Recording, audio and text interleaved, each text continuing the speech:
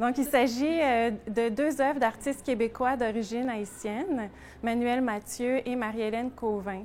Donc, la première œuvre s'intitule Spooky de Manuel Mathieu. Elle représente une tête de poupée vaudou surdimensionnée.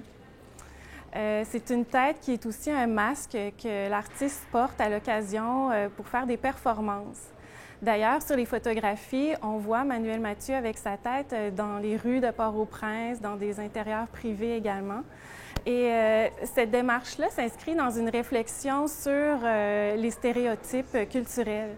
Puisque Manuel Mathieu étant d'origine haïtienne, on lui parle tout le temps du vaudou, enfin souvent, et lui est un peu déboussolé par ça puisque le vaudou ne fait pas partie de son bagage personnel.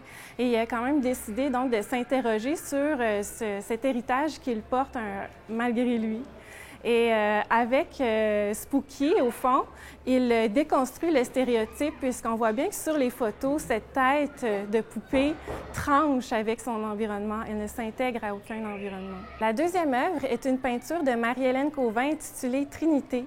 Il s'agit d'une grande huile sur toile qui traite de la violence et de la jeunesse en Haïti et par extension parle de ces problèmes-là également dans les milieux urbains et pauvres.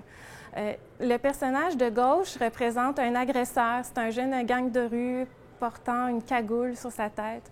Au centre, on a l'espoir, l'innocence, la foi en l'intervention divine. Et le personnage à droite, lui, observe et pourrait basculer d'un côté ou de l'autre.